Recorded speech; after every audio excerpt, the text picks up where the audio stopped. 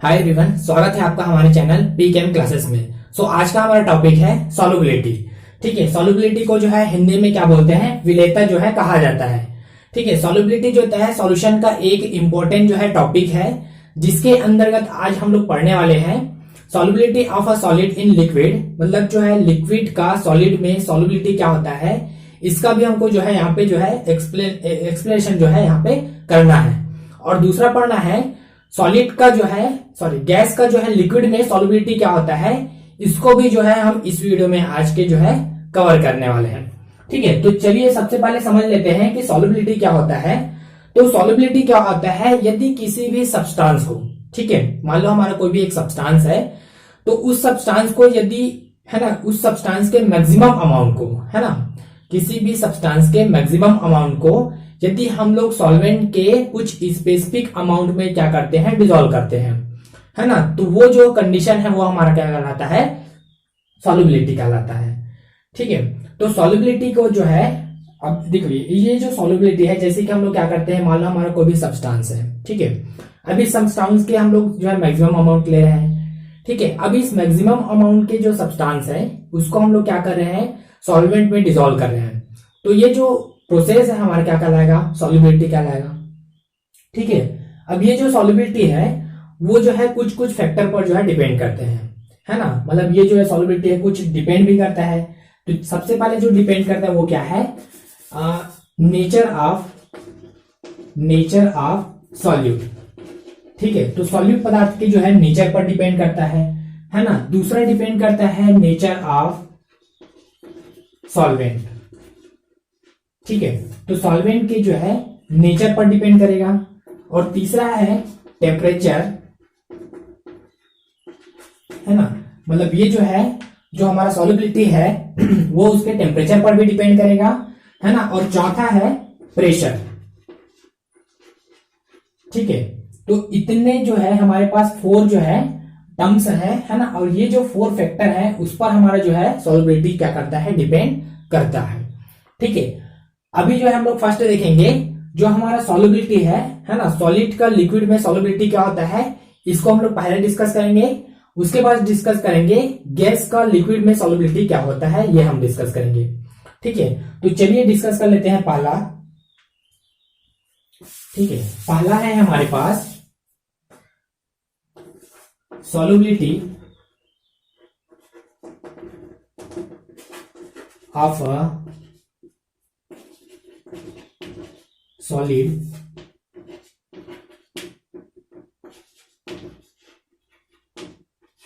इन liquid. ठीक है, liquid का सॉलिड में सॉल्युबिलिटी क्या है, क्या होता है, इसको हम लोग यहाँ पे जो है डिस्कस करने वाले हैं। ठीक है, तो जैसे कि हम लोग बात कर ले, मान लो हमारे पास कोई भी जो है सॉलिड पदार्थ है, तो उस सॉलिड जो है सॉल्यूट को हम लोग जो है डिसॉल्व करेंगे किसमें, लिक्विड हमारा क्या है, सॉल्वेंट है। तो ये जो है डिपेंड करता है उसके जो है इंटरमॉलिक्यूलर इंटरेक्शन पर, है ना, मतलब कोई भी हमारा जो सॉल्यूट है वो जो है लिक्विड सॉल्वेंट में यदि उसको हम लोग डिसॉल्व करेंगे, है ना, तो वो उसके इंटरमॉलिक्यूलर इंटरेक्शन पर क्या करेगा, डिपेंड करेगा। अब इंटरमॉलिक्यूलर इंटरेक्शन पर कैसे डिपेंड करेगा, तो जैसे कि हम लोग बात कर लेते हैं, मान लो हमारे पास क्या है, पोलर कंपाउंड है ना, पोलर और आयनिक कंपाउंड है। तो जो हमारा पोलर या जो आयनिक कंपाउंड है वो किस पर डिपेंड करेगा, या किसके साथ जो है इंटरेक्ट करेगा, पोलर या जो है आयनिक कंपाउंड के साथ डिपेंड करेगा, है ना, या इंटरेक्ट करेगा। तो वैसे ही क्या होता है, नॉन पोलर मान लो हमारे पास कंपाउंड है ना, या नॉन पोलर हमारे पास जो है सॉलिड है, तो वो जो है नॉन पोलर जो है लिक्विड सॉल्वेंट के साथ क्या करेगा, वो इंटरेक्ट करेगा। तो इस कारण क्या होता है, उसका जो सॉल्युबिलिटी है ना, वो डिपेंड कर रहा है किसके, उसके इंटरमॉलिक्यूलर इंटरेक्शन पर। ठीक है, अगर हम लोग जो है इसका डेफिनेशन बनाना चाहें तो कैसे बना सकते हैं, सॉलिड का लिक्विड में जो है सॉल्युबिलिटी का डेफिनेशन क्या हो जाएगा, दिए गए टेम्परेचर पर, ठीक है, दिए गए टेम्परेचर पर किसी सॉलिड का लिक्विड में सॉल्युबिलिटी उसकी ग्राम्स में जो है वह अमाउंट है जो 100 ग्राम सॉल्वेंट में उपस्थित, है ना, या जो 100 ग्राम सॉल्वेंट में घुलकर सैचुरेटेड सॉल्यूशन बनाने के लिए क्या होते हैं, आवश्यक होते हैं। तो ये क्या कहलाता है, सॉलिड का लिक्विड में सॉल्युबिलिटी कहलाता है। ठीक है, सॉलिड का जो है लिक्विड में सॉल्युबिलिटी के लिए जो है कुछ यहाँ पे जो है रिलेटेड टर्म्स होते हैं। जिसमें हमारा पहला क्या होता है, डी सॉल्यूशन, है ना। डी सॉल्यूशन, डी सॉल्यूशन क्या होता है ये हमको यहाँ पे देखना है ना। दूसरा हमको देखना है क्रिस्टलाइजेशन देखना है। बी होता है हमारे पास क्रिस्टलाइजेशन, है ना। सी होता है हमारे पास डायनेमिक इक्विलिब्रियम।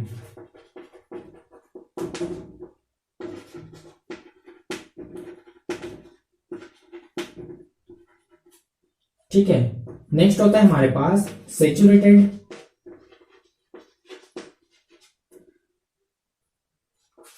और होता है हमारे पास अनसैचुरेटेड।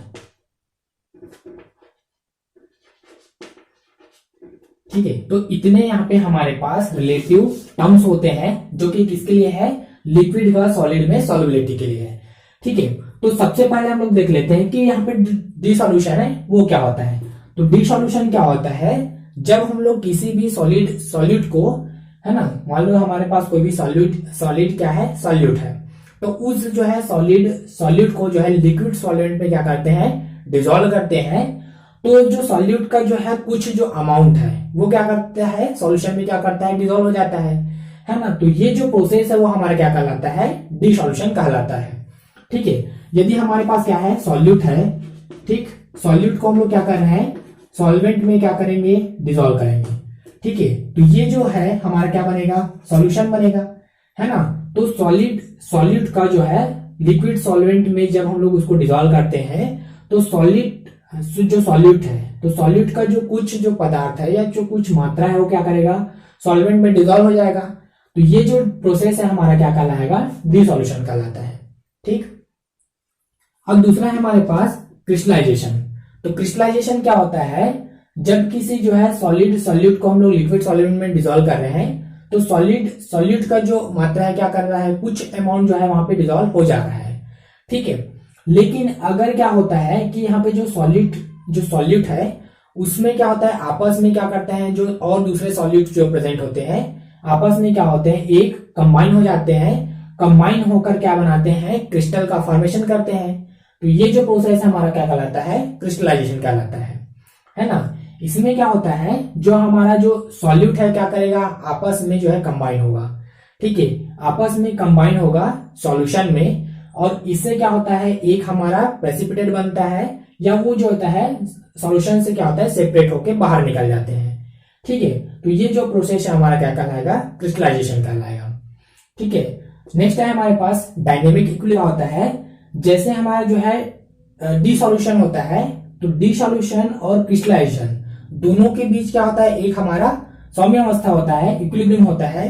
तो इसको हम लोग क्या बोलते हैं, डायनेमिक इक्विलिब्रियम बोलते हैं। ठीक है, डायनेमिक इक्विलिब्रियम क्या होता है, एक स्पेसिफिक जो है कंडीशन होता है जिसमें क्या होता है, हमारे कुछ जो सॉल्यूट पदार्थ हैं वो क्या करते हैं, सॉल्यूशन में जो है घुलकर, है ना, घुल जाते हैं, और इसमें से कुछ जो सॉल्यूट पदार्थ है वो आपस में कंबाइन होकर सेपरेट हो जाते हैं, है ना। तो इन दोनों के बीच क्या होता है, एक साम्यावस्था स्थापित हो जाता है, इक्विलिब्रियम स्थापित हो जाता है ना। तो इसको हम लोग क्या बोलते हैं, डायनेमिक इक्विलिब्रियम बोलते हैं। मतलब यहां से क्या हो जाएगा, हमारे पास सॉल्यूट और सॉल्वेंट ये दोनों आपस में मिक्स होकर क्या हो जाएगा, हमारे सॉल्यूशन बनेगा।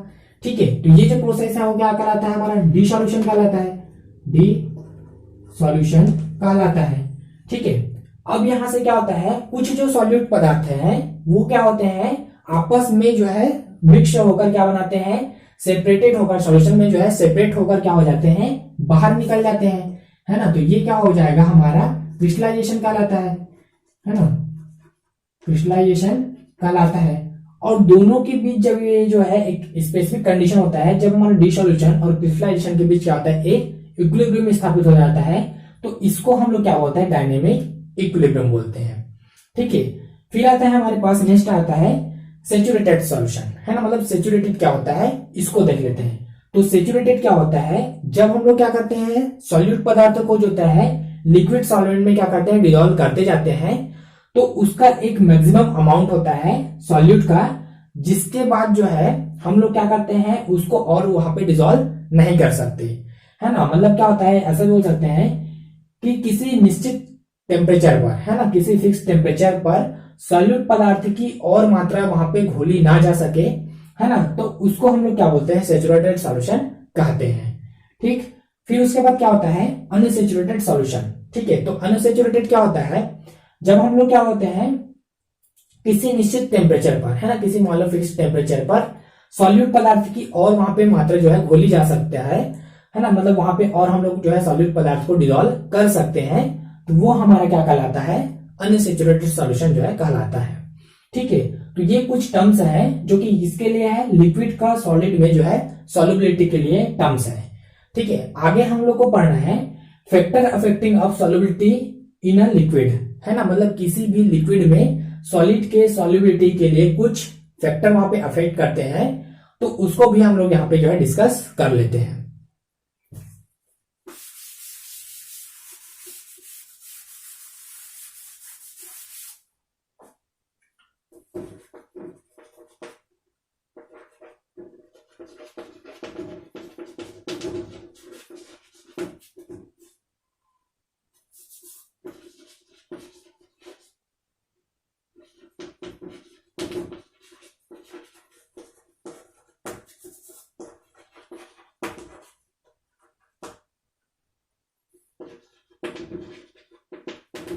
ठीक है, तो यहाँ पे फैक्टर अफेक्टिंग है किसका, लिक्विड का सॉलिड में सॉल्युबिलिटी के कुछ यहाँ पे फैक्टर अफेक्टिंग है ना, जिसमें हमारा पहला है nature of solute and solvent. ठीक है, और दूसरा है हमारे पास टेम्परेचर।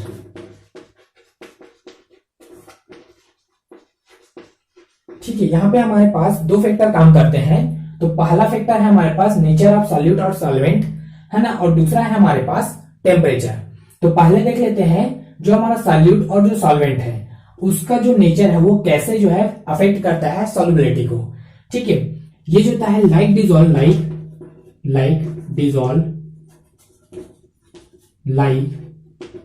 प्रॉपर्टी को जो है फॉलो करता है।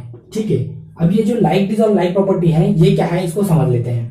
लाइक डिजोल्व लाइक का मतलब क्या होता है कि यदि हमारे पास यदि कोई पोलर या जो आयनिक कंपाउंड है, ठीक है, जैसे कि हमारा क्या है NaCl है, तो पोलर या जो आयनिक कंपाउंड है वो पोलर या आयनिक सॉल्वेंट में क्या होगा, वो डिजोल्व हो जाएगा, है ना, मतलब यदि इसको जो है NaCl को मैं वाटर जो है सॉल्वेंट है ना, जो कि हमारा क्या है पोलर कंपाउंड है, तो इसमें अगर मैं डिजोल्व करूंगा तो ये जो है डिजोल्व हो जाएगा। ठीक है, मतलब ये जो है क्या होते हैं सॉल्युबल होते हैं। ठीक है, लेकिन इसी चीज को हम लोग क्या करते हैं, जो हमारा पोलर या जो आयनिक कंपाउंड है उसको नॉन पोलर सॉल्वेंट में यदि मैं डिजोल्व करता हूं तो वो क्या होते हैं इनसॉल्युबल होते हैं। ठीक है, वैसे ही क्या होता है, वैसे ही अगर हमारे पास क्या है नॉन पोलर कंपाउंड है, ठीक है, नॉन पोलर कंपाउंड जैसे कि हमारा कोई भी ऑर्गेनिक कंपाउंड है या कोवेलेंट कंपाउंड है, जैसे कि हमारा क्या है नेफ्थलीन है या एंथ्रासीन है, तो उसको अगर मैं जो है कोई भी हमारे ऑर्गेनिक सॉल्वेंट है, लाइक हमारा क्या है एथेनॉल है, ईथर है ना, इसमें अगर मैं डिजोल्व करूं कोई भी ऑर्गेनिक सॉल्वेंट में तो वो हमारा क्या हो जाएगा डिजोल्व हो जाएगा, लेकिन वही जो है पोलर सॉल्वेंट में जो है डिजोल्व नहीं होगा। मतलब क्या बोल रहा हूं मैं, जो हमारा पोलर या जो आयनिक कंपाउंड है वो पोलर सॉल्वेंट में क्या होगा सॉल्युबल होगा। ठीक है, और नॉन पोलर सॉल्वेंट में जो है वो इनसॉल्युबल होगा। वैसे ही क्या होता है जो हमारा नॉन पोलर जो कंपाउंड है वो क्या होगा नॉन पोलर सॉल्वेंट में क्या हो जाएगा डिजोल्व हो जाएगा, और पोलर सॉल्वेंट में क्या हो जाएगा वो इनसॉल्युबल जो है रहेगा। तो इस प्रकार से हमारा जो है लाइक डिजोल्व लाइक प्रॉपर्टी जो है यहाँ पे फॉलो होता है। ठीक है, यहाँ पे जो है नेक्स्ट आता है हमारे पास टेम्परेचर। तो टेम्परेचर भी जो है हमारे सॉल्युबिलिटी को जो है अफेक्ट करता है। ठीक है, अब ये टेम्परेचर कैसे अफेक्ट करेगा इसको भी थोड़ा सा यहाँ पे देख लेते हैं। ठीक है, अगर हमारे पास मान लो कोई भी हमारा कंपाउंड है, ठीक है, तो टेम्परेचर कैसे बढ़ेगा, तो जैसे हम लोग जो है टेम्परेचर बढ़ाते जाते हैं सॉल्यूशन में, तो जैसे जैसे टेम्परेचर बढ़ाते जाते हैं तो अगर जो है वहां पे इंडोथर्मिक प्रोसेस है, ठीक है, हमारा जो रिएक्शन है यदि इंडोथर्मिक प्रोसेस है तो इंडोथर्मिक प्रोसेस के लिए जो यहाँ पे जो टेम्परेचर बढ़ाने पर क्या होता है सॉल्युबिलिटी क्या होगा बढ़ेगा। ठीक है, जैसे कि हमारा क्या है ये सॉल्यूट है, सॉल्यूट प्लस सॉल्वेंट, ठीक है, और प्रोसेस हमारा क्या है इंडोथर्मिक है, मतलब यहाँ पे क्या होगा हीट रहेगा। ठीक है, इंडोथर्मिक प्रोसेस के लिए यहाँ पे हीट रहेगा, तो इसमें अगर मैं यहाँ पे सॉल्यूट और सॉल्वेंट को डिसॉल्व करूं तो ये क्या हो जाएगा, हमारा पॉजिटिव वैल्यू आएगा। ठीक है, तो ये हमारा क्या आ जाएगा, सॉरी यहाँ पे बनेगा हमारा सॉल्यूशन। ठीक है, तो इसके लिए जो डेल एच का वैल्यू है वो क्या आएगा, हमारा पॉजिटिव आएगा। ठीक है, इंडोथर्मिक प्रोसेस के लिए। ठीक, मतलब यहाँ पे क्या होता है, जैसे जैसे हम लोग टेम्परेचर बढ़ाते जाएंगे तो टेम्परेचर बढ़ाने से क्या होता है, हमारी जो सॉल्युबिलिटी है, मतलब जो हमारा सॉल्यूट और सॉल्वेंट की जो सॉल्युबिलिटी है वो क्या होगा, इंक्रीज होगा। ठीक है, और ये क्यों होता है, ये जो है ली शातेलिए जो प्रिंसिपल है उसके अकॉर्डिंग जो होता है, इसका टेम्परेचर बढ़ाने से क्या होता है, सॉल्युबिलिटी बढ़ता है। ठीक, नेक्स्ट आता है हमारे पास, यदि जो है एक्सोथर्मिक प्रोसेस, ये पहला जो है हमारे इंडोथर्मिक प्रोसेस के लिए था, और दूसरा है एक्सोथर्मिक प्रोसेस के लिए क्या होगा, यदि हमारा कोई भी सॉल्यूट और सॉल्वेंट का यदि हम लोग मतलब सॉल्युबिलिटी की बात करें तो टेम्परेचर के साथ साथ क्या होता है, ये जो है घटते जाता है। ठीक है, मतलब यहाँ पे क्या हो जाएगा, सॉल्यूट प्लस सॉल्वेंट, है ना। अब बात करते हैं एक्सोथर्मिक प्रोसेस के लिए, तो एक्सोथर्मिक प्रोसेस में क्या हो जाएगा, यहाँ पे सॉल्यूशन और प्लस अब क्या होगा, यहाँ पे हीट निकलेगा। ठीक है, और यहां से अगर डेल एच की बात करें तो डेल एच सॉल्यूशन क्या हो जाएगा, हमारा नेगेटिव आएगा। ठीक है, तो जैसे जैसे हम लोग टेम्परेचर को क्या करते हैं, बढ़ाते जाते हैं तो सॉल्युबिलिटी क्या हो जाती है, घटते जाती है। ठीक है, तो ये होता है हमारा factor affecting of solubility in solubility of a solid in liquid. Solid का लिक्विड में सॉल्युबिलिटी की बात किया, अब यहाँ पे हमको देखना है कि गैस का लिक्विड में सॉल्युबिलिटी क्या होगा, इसको भी थोड़ा सा डिस्कस कर लेते हैं। ठीक है,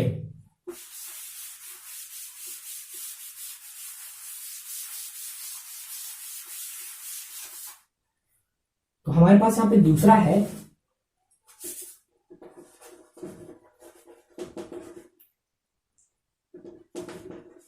solubility of a gas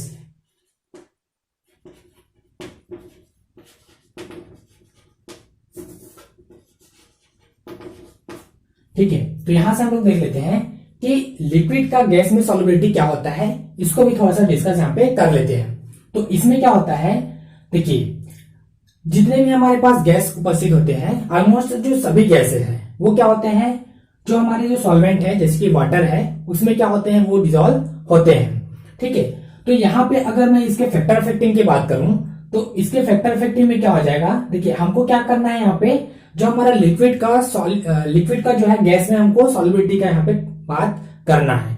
ठीक है, तो ऑलमोस्ट हमारे पास जितने भी गैस हैं वो क्या होते हैं, वाटर में क्या होते हैं, सॉल्युबल होते हैं। ठीक है, तो अगर मैं यहाँ पे बात करता हूं, हमारा यदि लिक्विड क्या है, हमारे पास वाटर सॉल्वेंट है ना, और उसमें यदि हम लोग गैस की जो है सॉल्युबिलिटी का हम लोग बात करते हैं तो यहाँ पे हमारे कुछ जो है फैक्टर यहाँ पे काम करते हैं। ठीक है, जिसमें से हमारा पहला फैक्टर क्या है, nature of gas and solvent. ठीक है, मतलब यहाँ पे क्या होता है, गैस की नेचर और यहाँ पे जो हमारा सॉल्वेंट है उस पर यहाँ पे जो है फैक्टर क्या होता है, इसको यहाँ पे देख लेते हैं। तो अगर मैं बात करता हूं, देखिए यहाँ पे हमारा क्या होता है, जो गैसें हैं यदि हमारे पास सेम सॉल्वेंट है, ठीक है, तो सेम सॉल्वेंट में डिफरेंट जो गैसेज हैं, है ना, मतलब सेम सॉल्वेंट में विभिन्न गैसों का जो सॉल्युबिलिटी है वो क्या होता है, डिफरेंट डिफरेंट होता है।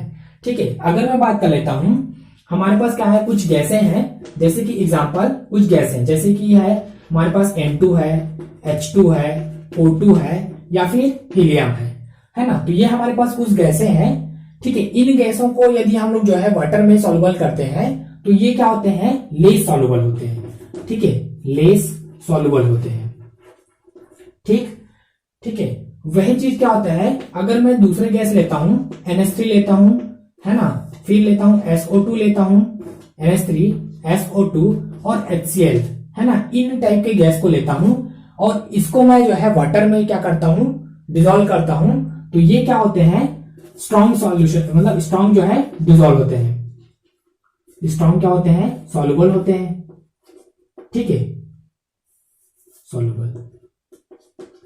ठीक है, तो ये क्या कहलाता है, हमारा सॉल्युबिलिटी, मतलब यहाँ पे जो हमारा जो फैक्टर इफेक्ट क्या कर रहा है, गैस के नेचर पर डिपेंड कर रहा है और हमारे सॉल्वेंट पर डिपेंड कर रहा है। ठीक है। अगर हमारा क्या है, सेम सॉल्वेंट में किसी भी गैस का या विभिन्न गैसों का जो सॉल्युबिलिटी है वो क्या होता है, डिफरेंट डिफरेंट होता है। जैसे कि हमने यहाँ पे कुछ यहाँ पे गैसेस बात किया है ना, N2 है, H2 है, O2 है और हीलियम है। ये हमारे पास कुछ गैसें हैं। इसको अगर मैं वाटर सॉल्वेंट में डिसॉल्व करता हूं तो ये क्या होते हैं, लेस सॉल्युबल होते हैं, है ना, मतलब इसकी जो सॉल्युबिलिटी है वो कम होती है। ठीक वही चीज में जो है NH3SO2 और HCl जैसे गैसों की बात करता हूं तो ये जो गैसें हैं उसको मैं क्या करता हूं, वाटर सॉल्वेंट में डिसॉल्व करता हूं तो ये क्या होते हैं, हाईली सॉल्युबल होते हैं या स्ट्रॉन्ग सॉल्युबल होते हैं। ठीक है, क्योंकि हमारा जो NH3 है, NH3 वाटर में डिसॉल्व होकर क्या बनाता है, हमारा NH4 OH बना लेगा। ठीक है, वैसे ही हमारा क्या होता है, SO2 है, वाटर में डिसॉल्व करके इसको वाटर में डिसॉल्व करते हैं तो बनाएगा H2SO3 बना लेगा।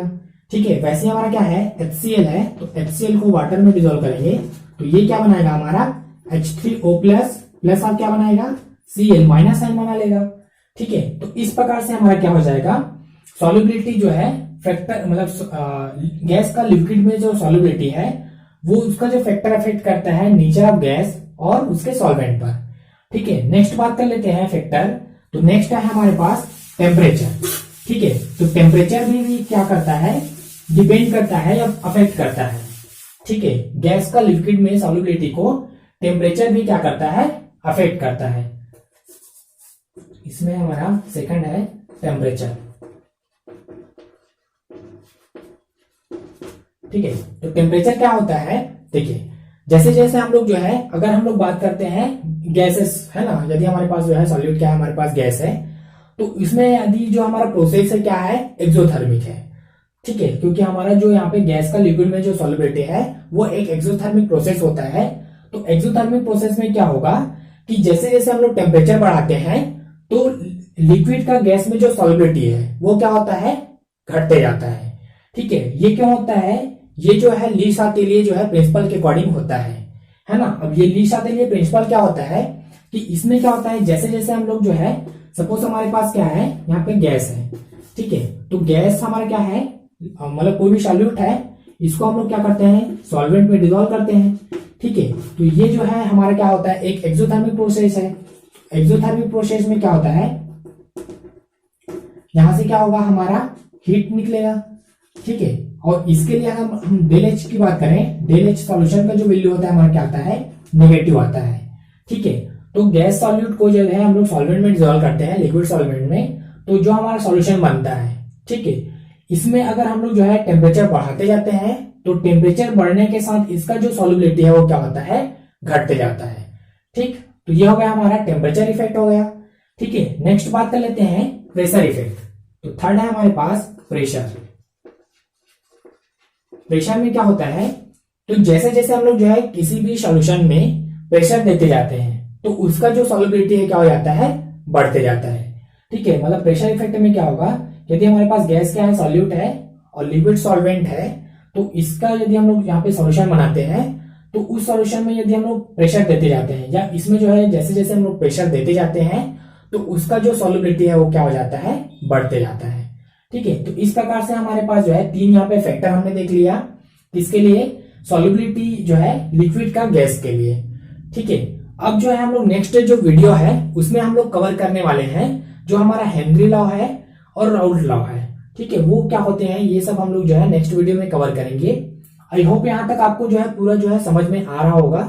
ठीक है, अगर इसमें से कोई भी जो है प्रॉब्लम होता है तो आप बिल्कुल जो है कमेंट बॉक्स में क्वेश्चन पूछ सकते हैं, है ना, विद इन आवर मैं उसको जो है रिप्लाई करने की कोशिश करूंगा।